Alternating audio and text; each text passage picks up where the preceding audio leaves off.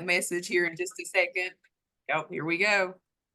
Because we want to make sure that we are recording our materials today so we can get those out for you so you can review them. I think we've got everybody in here and we're going to go ahead and get started. I told the first people I am not a Zoomy person. I'm a Microsoft Teams person. So just give me 1 second and we're going to get the webinar pulled up and we'll get started.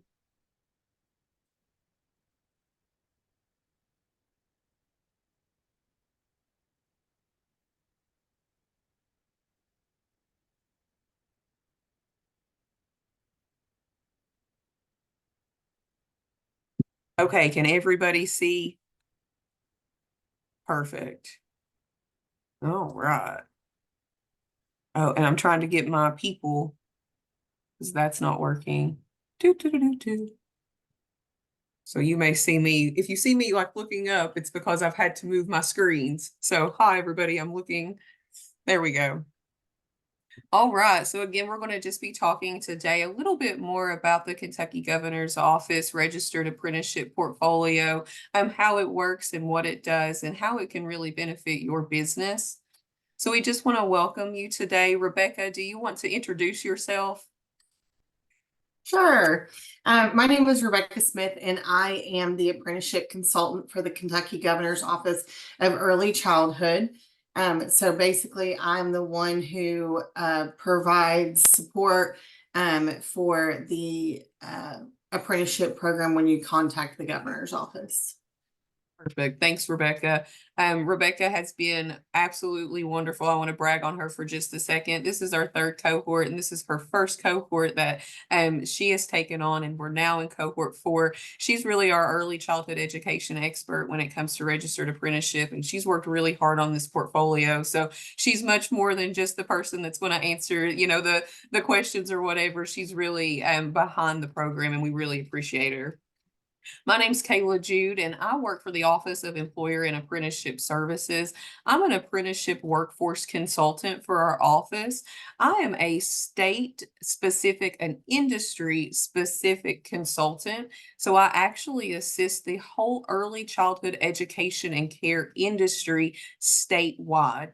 Currently, I'm providing some advanced technical support for the apprenticeship portfolio with the governor's office because it has so many moving pieces and components and because there is so much opportunity for growth. So again, we're really happy that you're here and we hope that you're going to learn more today about cohort 4.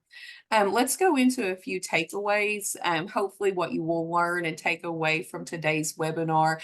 That's going to include the basic components of registered apprenticeship. We're going to touch on those as well as the benefits of registered apprenticeship and how it really can work for your business. And then we're going to dive into the specific components of the governor's office apprenticeship portfolio. That's going to include things about like their wage increase and milestone achievement program, their WEMA program that supplements the registered apprenticeship portfolio. We'll talk a little bit about program management, youth apprenticeship options, and more. We'll also talk about some eligibility requirements, what it's going to take for you to join cohort 4, as well as the application process and next steps to get you into our cohort. Just a couple of housekeeping items before we get started. Materials are going to be sent after the webinar, so we will email those to our participants that have registered. The recording will also be attached. If you have questions, please post them in the chat. We'll try to answer them if time permits. We do have a lot on these slides. We try to get in as much as possible. If we aren't able to answer questions through the chat or through a Q&A, we'll be sure to collect all of those and send those out when we send the recording. And then just be sure that you keep yourselves muted. All right, we're going to dive right in. So this may be a review. I said this in the first session. I say this so many times. I feel like sometimes I can say it in my sleep. And at the end of it, I feel like everybody hears this. So if it's a refresher for you, here's what is a registered apprenticeship program. And in early childhood education and care, registered apprenticeship is it's a new concept, especially when you're trying to implement a program statewide. So I like to use this definition whenever I'm talking about a registered apprenticeship program to my early childhood education folks. A registered apprenticeship program is an officially recognized education and training model. Those are key words there. Recognized education and training model endorsed by the Federal Department of Labor. It's a way for new and current employees to receive high quality training that is aligned with industry standards. Simply put, registered apprenticeship is another education and training opportunity for your folks, whether they're currently employed or whether you would like to use it as an onboarding strategy. That's what registered apprenticeship is here for. It is an earn while you learn model that is endorsed by the Department of Labor. So, a registered apprenticeship, if you strip everything down, a registered apprenticeship is going to contain these 5 components. I'm like a $5 foot long, 5 components, which they're not $5 anymore. They're like 12. So, and thankfully there's only 5 components for our registered apprenticeship. So our first one is our on-the-job training and our on-the-job learning component. This is the biggest piece of a registered apprenticeship. And in early childhood education and care, especially in Kentucky, we put a lot of emphasis on the on-the-job training and learning component. So this is your practical hands-on experience that an apprentice would learn while they are employed at your business. The second component is your related technical instruction, and this is what reinforces and supplements the on-the-job training skills. The related technical instruction is usually done concurrently and at the same time as on-the-job training, but it's not always, and it's not always a requirement. I also want to point out that these 2 components, the on-the-job training and the on-the-job learning, and the related technical instruction, you get a map called a work process plan to guide you through these 2 components.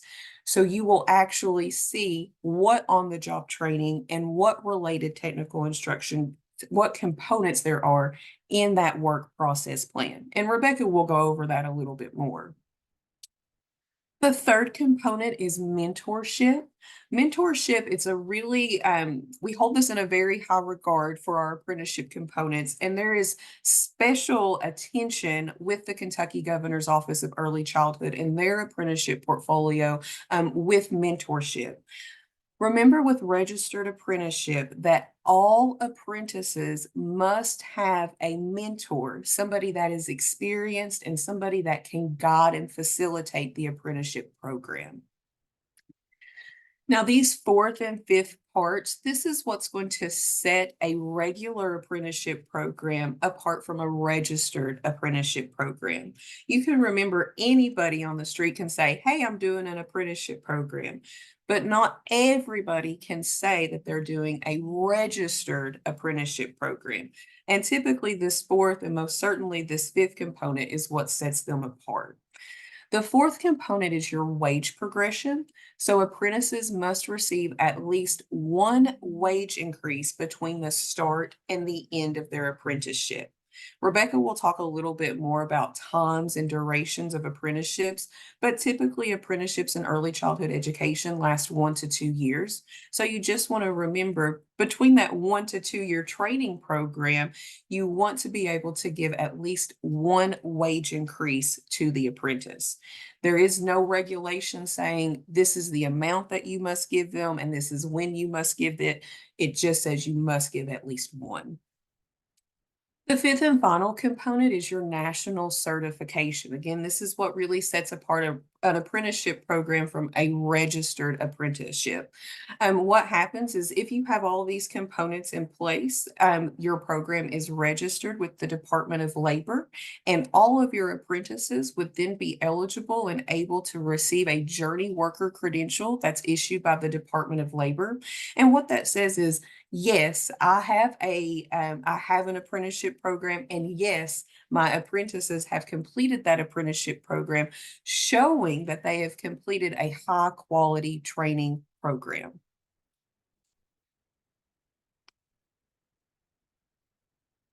This is when my space bar stops working and I don't get it. So it's like, so I apologize.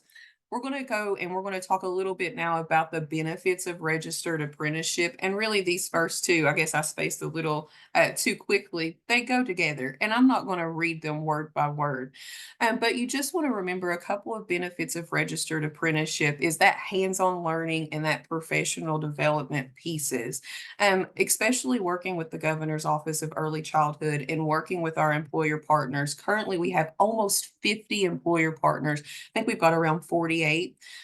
Almost all of them have echoed to us that they lack that on the job training and that on the job learning component. They lack that structured training program to help their current employees or to help their new employees succeed in early childhood education. They may have a lot of that related technical instruction, or that may be more streamlined for them, but the on the job training is not. So the registered apprenticeship really steps up and is really able to show people to visualize the hands-on learning experience. And it goes right with that professional development and that related technical instruction because it's not like a regular college type or advanced training type opportunity. Again, this is an earn while you learn model. Typically, you see people, they'll go to school and then they'll enter the workforce. What happens with registered apprenticeship is they're doing those together. They're in the workforce while, and they are training and they are doing related technical instruction. So it gives them a little bit more depth. Alignment with industry standards, again, talking with the Kentucky Governor's Office of Early Childhood, talking with their employer partners. This is a huge component that registered apprenticeship really lifts for people is they're able to streamline and align with industry standards through those work process plans and through those program standards. Again, career pathways. This is a great opportunity and a great way to have advancement in where you work and showing folks that you can participate in early childhood education apprenticeships and have clear advancement within where you already work. And then addressing workforce shortages. I mean, what can we say about that? We all know the stretch or the squeeze, pardon me, that the early childhood education and care industry has faced when they're addressing workforce shortages. If you approach registered apprenticeship as an earn while you learn model, if you approach registered apprenticeship as an onboarding and a training solution, it can really, really address those workforce shortages for you. So here's how a registered apprenticeship works. In Kentucky, there are two ways that registered apprenticeship works for early childhood education and care. And really, we're going to focus on this second option. But the first option would be you would be your own employer sponsor and you would create your own program. So you would have the lift of creating your standards, of creating your wage progressions, of creating your work process workforce consultant for this industry, I am highly recommending that you try option two. And that's what we're here to talk about today. And that's joining an existing framework and joining the Kentucky Governor's Office of Early Childhood as an employer partner in their registered apprenticeship program. And some of the benefits of that is an ease of entry. You can leverage the support of established intermediary to assist with records management. Rebecca's going to go over a lot more benefits of joining their existing framework, but honestly, the streamlined process of not having to worry about work process plans, not having to figure out and implement all of that planning is a real benefit and of course, the incentivized portion of the registered apprenticeship through the wage increase and milestone achievement program is a huge benefit to joining this already existing framework. And so hopefully today we'll give you some more information and some more ideas and some more ways that you can benefit by joining the Governor's Office Apprenticeship Portfolio. So now what I'm going to do is I'm going to briefly touch on the governor's office portfolio components, and then I'm going to turn it over to Rebecca, and she's kind of going to go over each one of these components at a high level. Just remember this whole webinar is a high level overview, and when you need more information, please reach out to us. There will be lots and lots more information that's really going to dive and drill deep once you're accepted into the cohort and we really start the process. So for our components, we're always going to start up here with the Governor's Office of Early Childhood. In apprenticeship, they are your registered apprenticeship intermediary and employer sponsor. Some people will use that term interchangeably. So you just want to remember here at the top, making a lot of those decisions is the Governor's Office of Early Childhood. So the Governor's Office supports three different registered apprenticeship occupations in the early childhood education and care industry: early childhood administrator director, early childhood educator, and child care development specialist. Rebecca will talk more about each one of those occupations, but they support all three occupations. They also support these participants in the portfolio. First and foremost is an employer partner. So that's the business entity. You would join as an employer partner underneath the umbrella of the intermediary. As an employer partner, you would bring on two additional participants. Underneath the employer partner, there's your mentor. If you remember that mentor component, you have to have a mentor to facilitate the apprenticeship process. And of course, you can't have an apprenticeship without an apprentice. So the employer partner will bring the mentor and apprentice to the portfolio, but you all are all underneath the Governor's Office and the intermediary status. All three of those participants are incentivized through what's called WEMA, which is the Wage Increase and Milestone Achievement Program. And this is where portfolio participants have an opportunity to receive incentives and wage support. And again, Rebecca will go over that a little bit more in detail coming up. So I'm actually going to turn it over to Rebecca to talk a little bit more about the approved occupations and each one of the components. Rebecca? Oh, you're muted. Muted. There we go. I said, absolutely. Thank you so much, Kayla. Now I've lost my 1 second. You're fine. Sorry.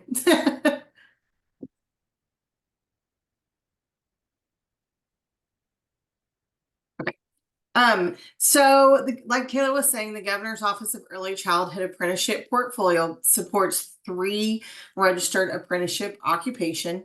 Each occupation has its own specific program standards and work process plan that go along with it. It outlines all of the on-the-job training tasks that and duties that need to be completed during the apprenticeship. It also does the related technical instruction requirements that are components of on-the-job training. And it also outlines the length of the training process or the training program requirements and apprenticeship regulations. Each of our occupations has 4 levels, which I'll talk about a little bit more, which are measured by the hours that the apprentice completes. And occupations usually take 1 to 2 years to complete, depending on the apprentice's pace. So I'm going to talk about the 3 different occupations that we sponsor. The first one is the child care development specialist, and the child care development specialist is going to be for your entry level into childcare. That could mean that they are a floater in your center, that they're an assistant teacher, that they are wanting to move more towards a greater knowledge of basic skills, basic knowledge of early childhood education. So with that, it is a 4,000 hour on the job training, 288 hours of related technical instruction. And during that time, they don't have to, but they can earn their 4 C's, which is their Commonwealth Child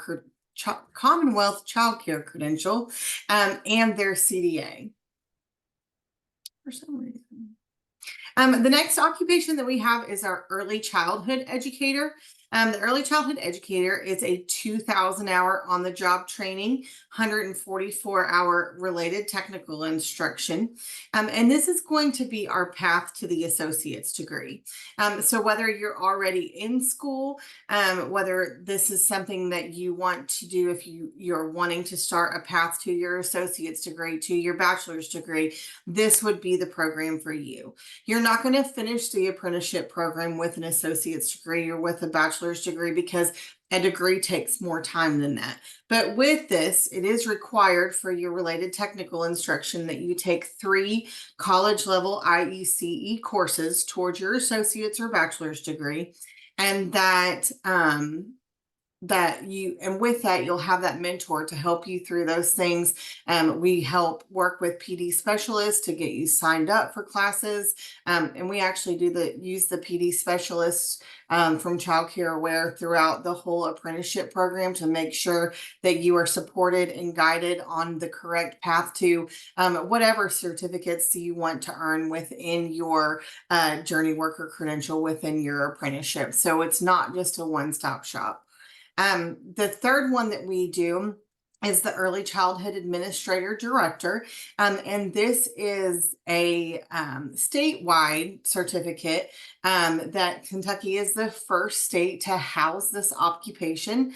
And I won't go into what that means, but we are a state that can create our own apprenticeships, our own work process plans that may not be nationally recognized. And Kentucky was the first state to do that for the Early Childhood Administrator Director. However, that is going to be nationally recognized probably by way before anybody in this webinar would be finished with their apprenticeship. So it is on its way to having that national journey worker credential attached to it. And with this one, you can also earn your director's credential within your RTI component for this program as well.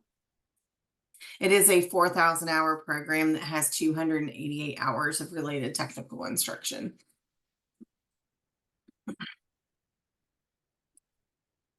Haley, you want to go next slide? Thank you. It wasn't letting me. I'm so sorry. Okay. I didn't. I was like, so sorry. I was like, is she waiting on me to say something else? Nope. So sorry. So I just want to go over a little bit, because the biggest component that people need to understand is there's something called a work process plan that you will receive as soon as you start the program. The employer partner, the mentor, and the apprentice all have access to this. And it is a document that outlines the specific tasks and skills required for an apprentice to successfully complete a registered apprenticeship program. So it is a layout, a breakdown of everything that your apprentice needs to be an expert in to say, yes, they are a journey worker in a child care development field, because they are experts in all of these different components. Apprentices, with the help of their mentors, track their progress and complete hours on an activity tracking sheet that is provided by the Governor's Office of Early Childhood and is turned into us so that we can complete your apprenticeship for you. So with that, just to talk about a little bit as an intermediary, as Kayla said earlier, you can do your own apprenticeship program in the state of Kentucky. However, the governor's office has taken it upon themselves to build that work process plan for you, to build those program standards so that it's something that is across the board, that it can be used in any early childhood education setting, from public preschool to Head Start to licensed child care. We also provide and coordinate all of the related technical instruction that is TRIS approved. We all know that we have to have, especially in a licensed child care setting, have to have those TRIS hours every year. All of these RTI hours that your apprentices will be receiving do count for TRIS credit. We also maintain the program records for compliance and coordinate the journey worker credentialing process. We can help with recruitment efforts. I will even say, from our first webinar today, we had people who reached out to us and who were like, I would love to do this program, but I don't currently work for a child care center. I don't currently have an employer. And that's something that we can help them find. And we can also work with our career and technical, I'm missing a Career word. centers. Kentucky Center, Career thank you. Centers. Career Center, Woo-hoo. thank you. Yeah. I just got off a call about a CDA, so but our Kentucky Career Center, to match people with employer partners who are part of our program and help them find employment as well. And we also provide, and this is the big part about the governor's office, we provide financial support through a wage increase and milestone achievement award. I will talk about that more, but we do call it WEMA, and that's how we refer to it, just to shorten it a little bit. And also the apprentices who are in this program will receive a Chromebook when they are accepted into the program. And that makes sure that there is no technological barriers. If they are taking online classes, we right now are doing our program through a Google Classroom. So that just makes sure that they're supported within that. So I'm going to talk a little bit about what each role looks like for the individual participants. If you're an employee partner, what that looks like for you. So an employer partner does have to be a Type 1 licensed child care facility, a Head Start, a public pre-K, or a blended program. And within that, they do have to adhere to prescribed program standards and work process plan. They select program participants based on eligibility requirements. As an employee partner, you must provide a mentor and an apprentice to be part of the program. That is not, we do not choose the mentors, we do not choose the apprentices. The employer partner is the one who does that. You have to complete, as an employee partner, you have to complete and submit registration and agreement forms for the Kentucky Governor's Office of Early Childhood. You have to provide on-the-job training, assigning skilled mentors to guide apprentices in their learning journey, prioritize safe and compliant work environments, delivering proper safety training, adhering to regulations and implementing safety protocols, and collaborate with educational partners supporting classroom instruction by facilitating access to resources and reinforcing theoretical knowledge throughout relevant work experience. I just want to make sure that it's really clear. On the job training are the hours that people are actually working in your center. So if the 40 hours a week that they work, that is what the on the job training is.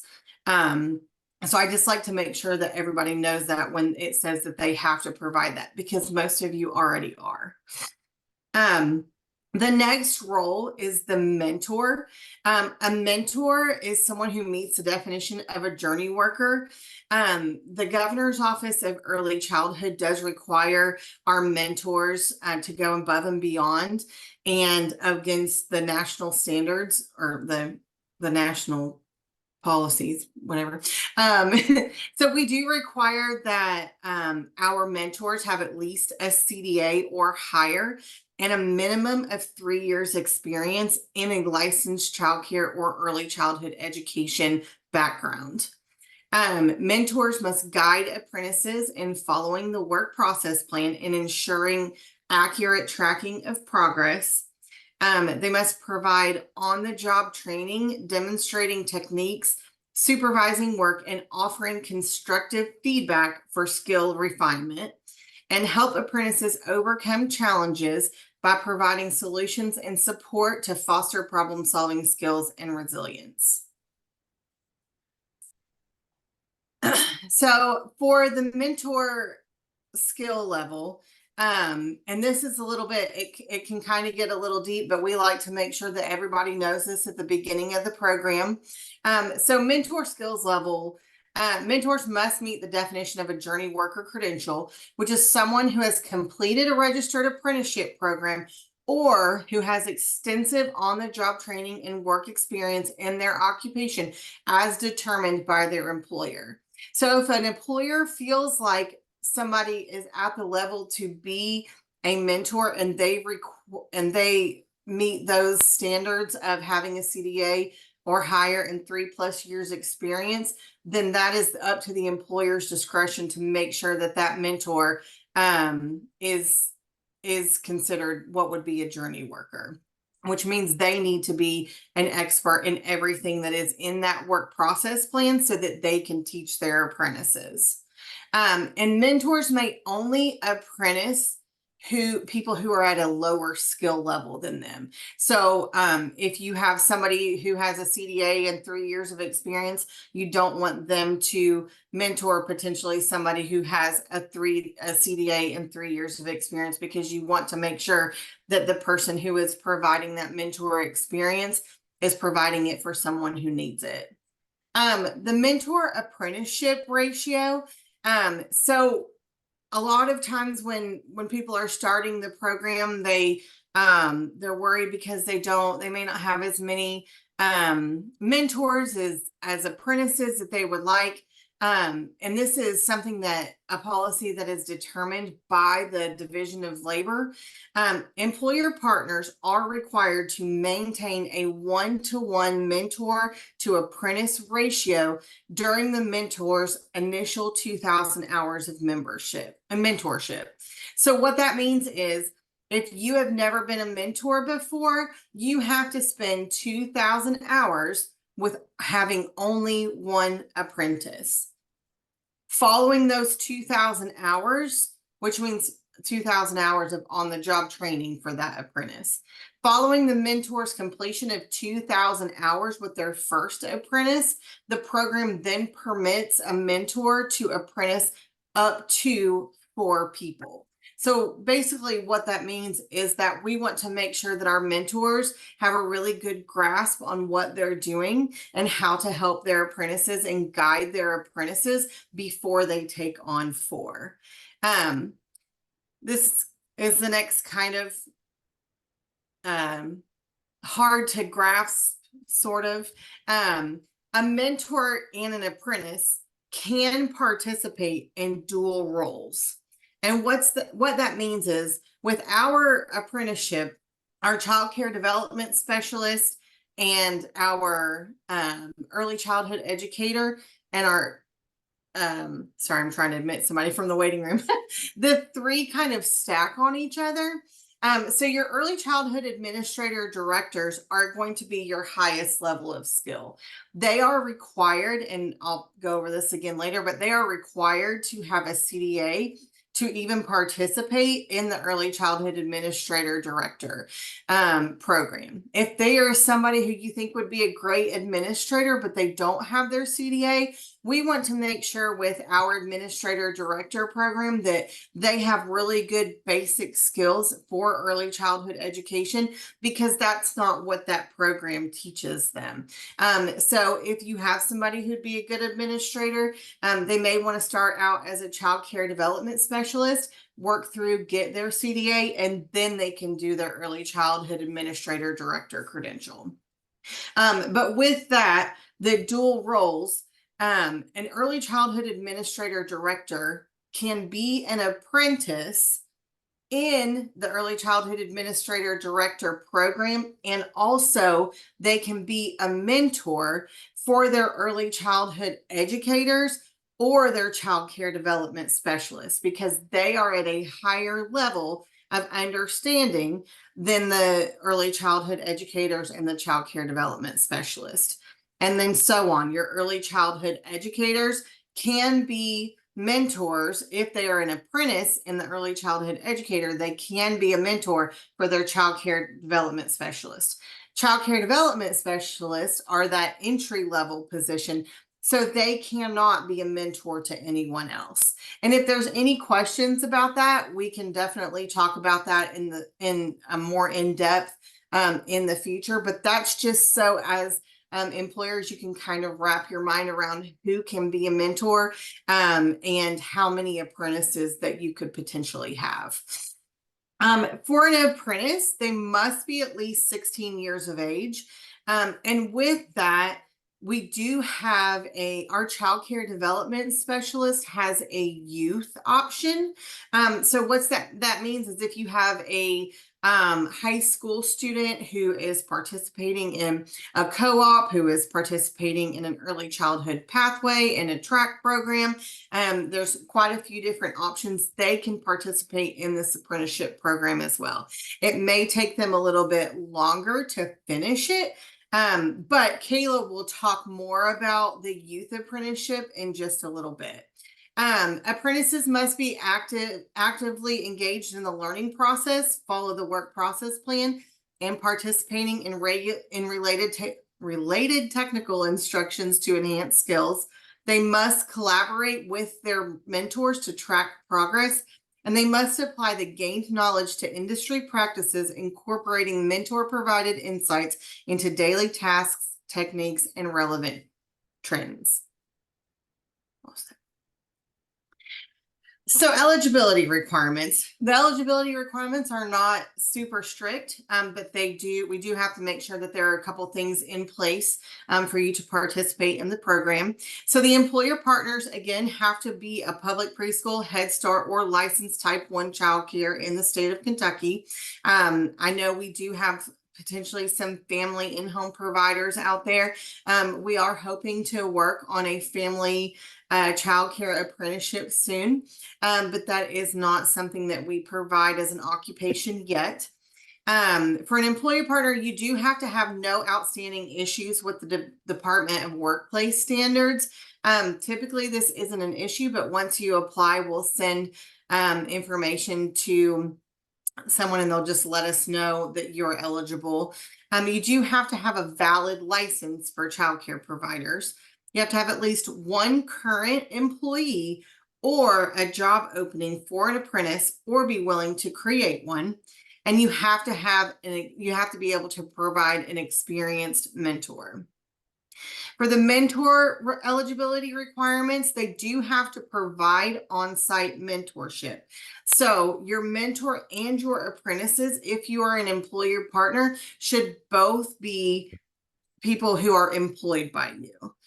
They must meet the definition of a journey worker, which is someone who has completed a recognized apprenticeship program or who has extensive on-the-job training and work experience in their occupation. They must hold a valid CDA or higher degree with 3+ years in a licensed early childhood education experience, and they must possess a higher skill level than the apprentice they mentor.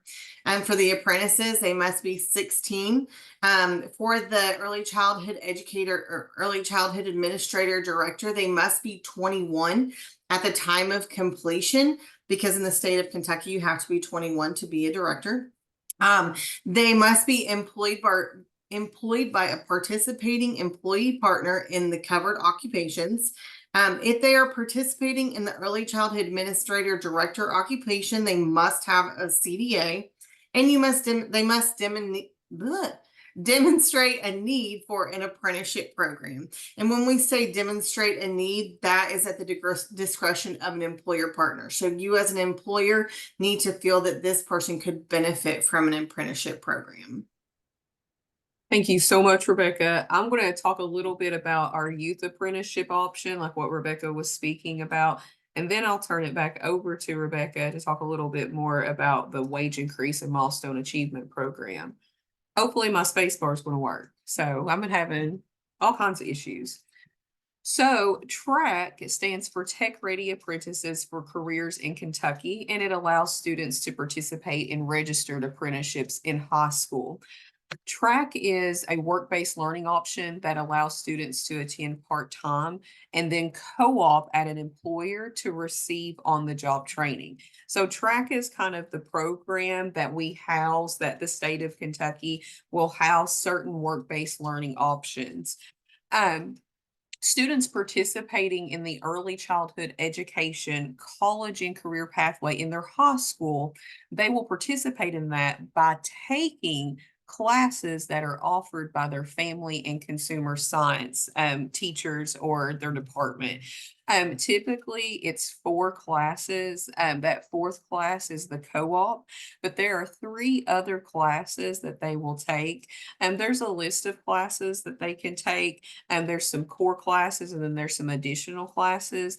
But honestly, any combination of those 3 classes that they take will work and fulfill the obligation.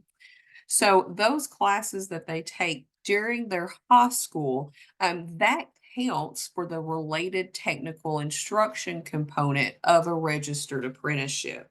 So normally they may end up completing the related, almost always will end up completing the related technical instruction component before they complete their on-the-job training and learning component. You know how I said those components of apprenticeship, typically related technical instruction and on-the-job training, they run concurrently, but they don't always have to. And this is a situation where they may not always concurrently run together because of the student's schedule. So whenever a student graduates, what's going to happen? They're going to have lots of hours left for their on-the-job training and learning, but they've probably completed all those related technical instruction requirements. The day after they graduate, they're just going to continue that co-op experience with the employer, except now it's not really a co-op because they're going to have the opportunity to work full time. Whereas in the co-op, they were probably only working part-time, and it was according to the schedule that the school and the employer was able to work out. You want to remember that for youth for early childhood education, it's not a pre-apprenticeship opportunity. It's not just a work-based learning. It's an actual registered apprenticeship, which is pretty unique. We don't have a whole lot of registered apprenticeship opportunities for youth in Kentucky outside of a couple of skilled trades. So it's really special that we're able to offer this. One of the other things that I want to say is child care development specialist. That's the approved occupation for our youth. Those folks, if those family and consumer science teachers, if they are certified trainers, then they're going to be able to get their certificate of eligibility for their 4Cs. What happens though if track isn't an option where you live? If track isn't, maybe you have an early childhood education pathway, maybe you have family and consumer sciences at your school, but they don't offer track. You can still participate in the youth apprenticeship opportunity. You just wouldn't get a track certificate. You would still get your registered apprenticeship certificate or your journey worker credential. We would just use the same classes that are offered.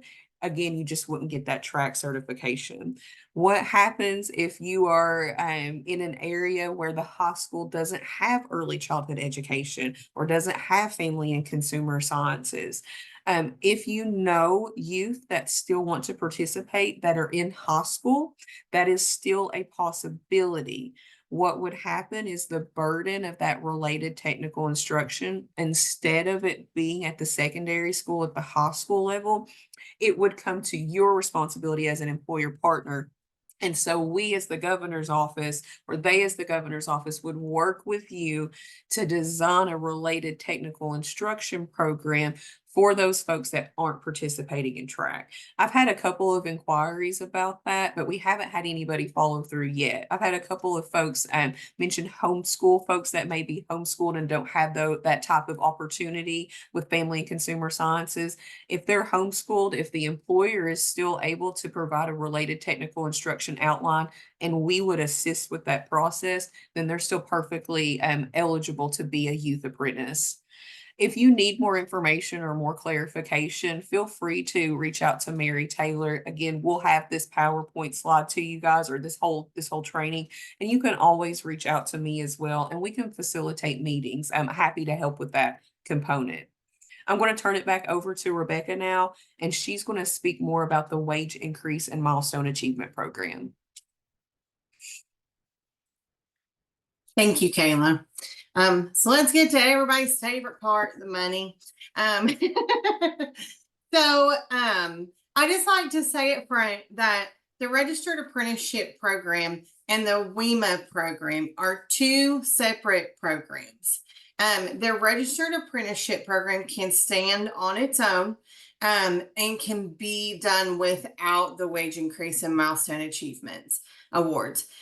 We, as the governor's office, know how much employers are struggling. We know that our early childhood educators are not getting the training that they need and that they deserve.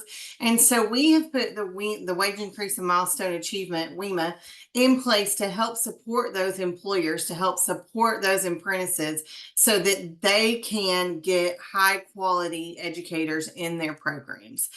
So currently the WEMA program offers increase assistance with increasing apprenticeship wages, sustaining apprenticeship wages, and milestone achievement incentives for apprentices, mentors, and employers. So all three participants who are part of the program do receive incentives. WEMA starts from day one of their registered apprenticeship, and it will support through 36 months of the registered apprenticeship. So for 3 years. So after an apprentice completes their apprenticeship, an employer can continue to receive wage increases or wage increase supports for up to 36 months. And Kayla will talk a little bit more about that and give you an example of what that means as soon as I'm finished talking about the levels. So typically, not typically, our registered apprenticeship programs are from 2,000 to 4,000 hours.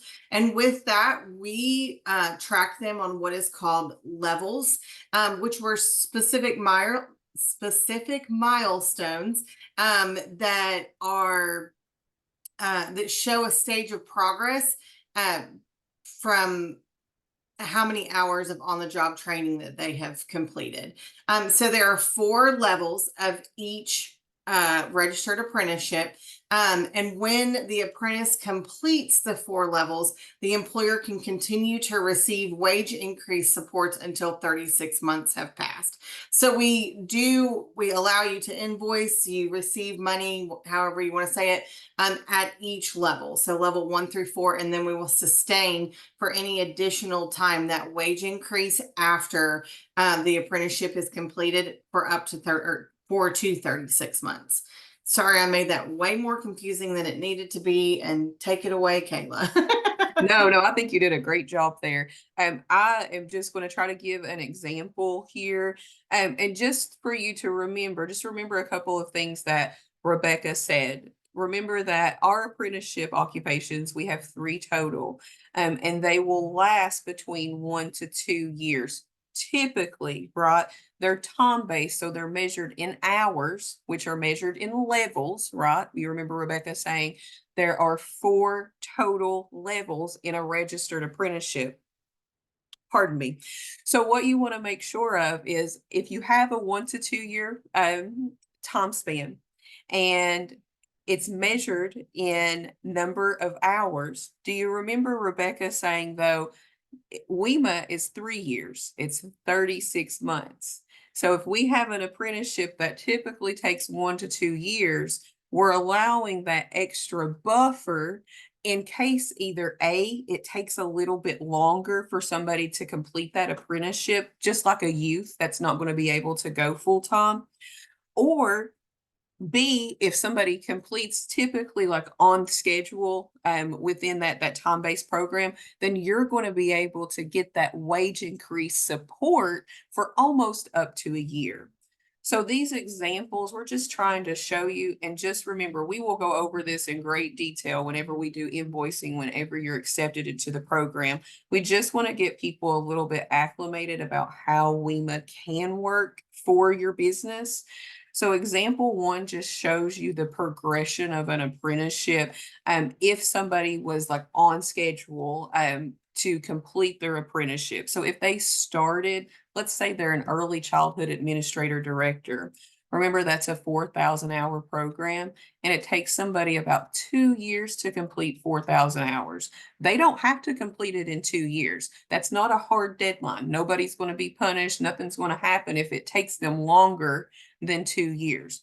But this example shows if somebody started on February 2nd, 2024, that's month one, day one of their registered apprenticeship. That's also month one, day one of their WEMA.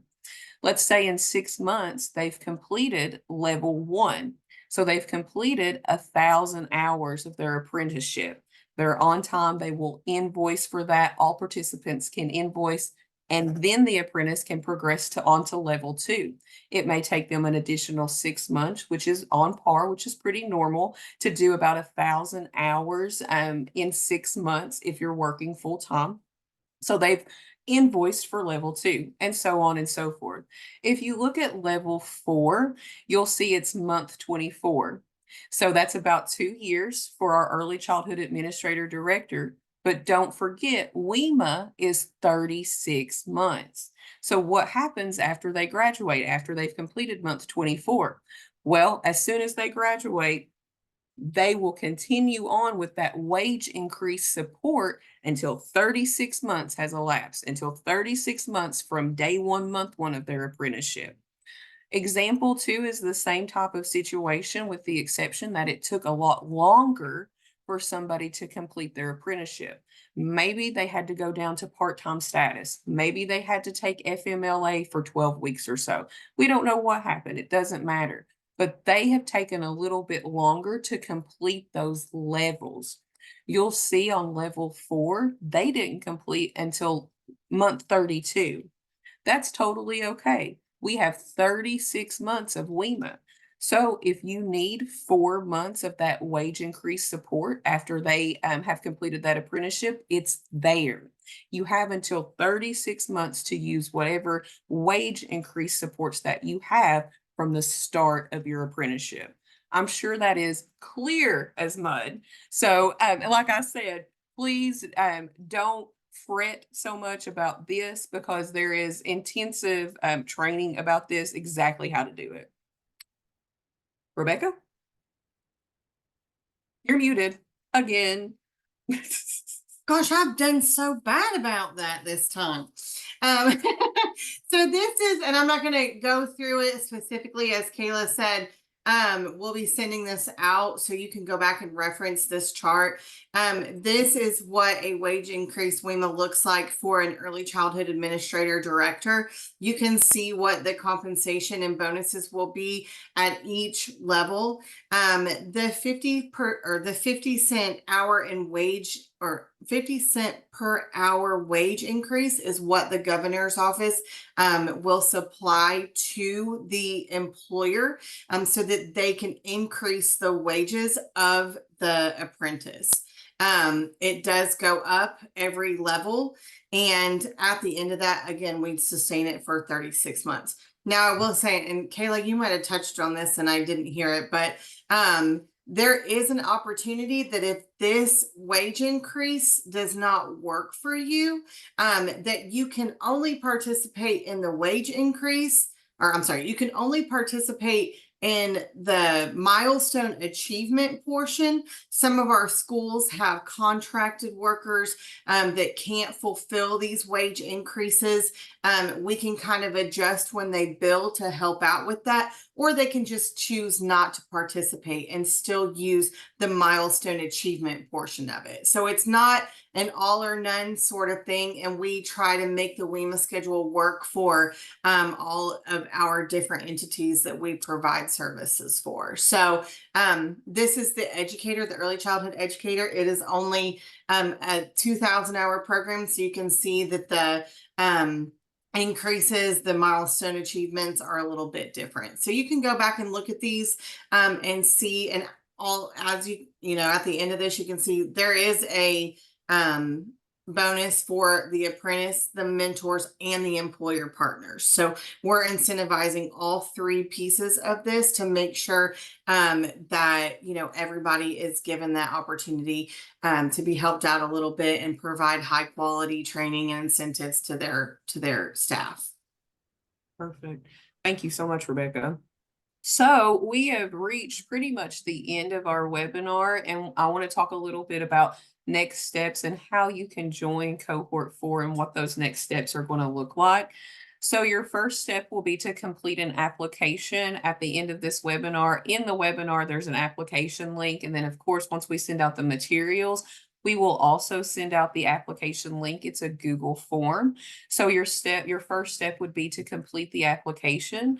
And just remember, employer partners must have at least one apprentice and one mentor to complete the application. So the application will include sections for an apprentice and for a mentor. So what if you are a potential apprentice, or maybe you're a potential mentor, you don't have an employer partner? We actually had a few people, like Rebecca say, on our first webinar that were in that boat.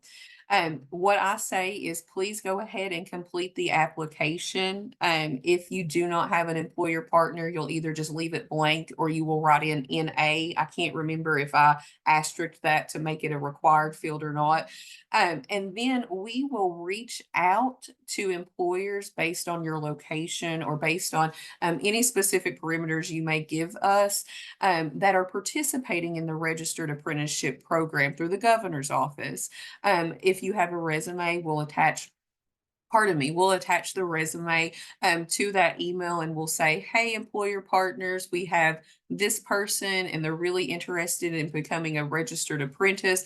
Do you have any job openings at your business? And that's how we facilitate that process. So step one is complete the application. Step two would be your conditional acceptance. So once your application is accepted, the governor's office will review it.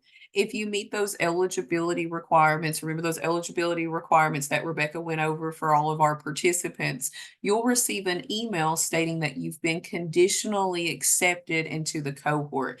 All of your participants on the application would receive that email. So the employer partner, the apprentice, and the mentor would receive an email saying they've been conditionally accepted. Once they've been conditionally accepted, they will receive a link to a Google Classroom, a central hub of a Google Classroom. That central hub houses all of the official forms for the Department of Labor to either register your program or register your apprentice. There are detailed instructions, how-to videos, all of that on how to complete the paperwork and then submit it back to us for official registration. This is the time where Rebecca and I will meet with employer partners continuously. So if you have questions about those agreement forms, if you have questions about the Google Classroom, feel free to reach out to us during that time frame and anytime, of course.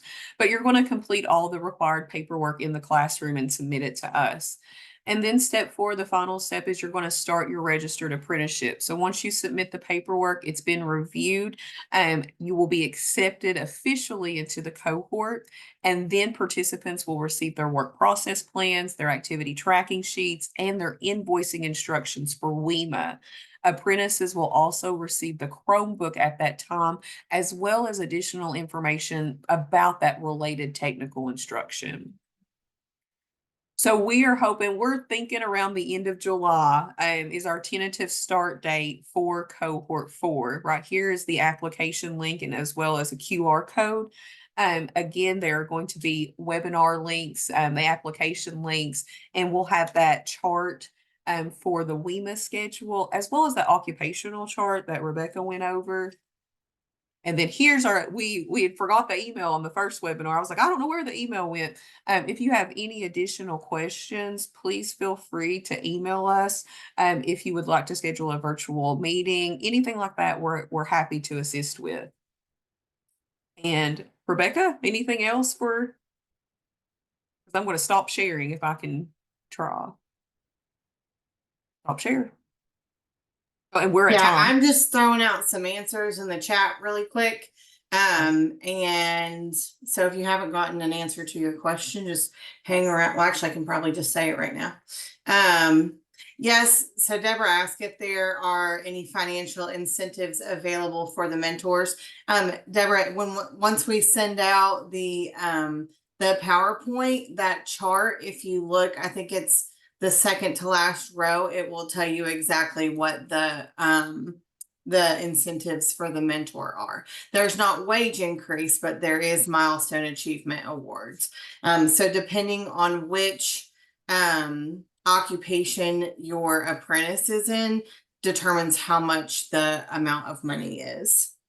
And I think that answered Bridget's question as well. So, I don't think that there's any other questions other than that.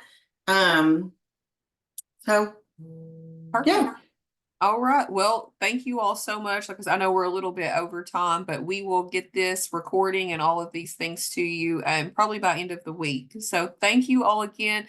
I'm really hoping that we'll see your all's names on the application for Cohort 4, and I really hope that you join us for Cohort 4. You all have a thank great you day. all. Bye-bye.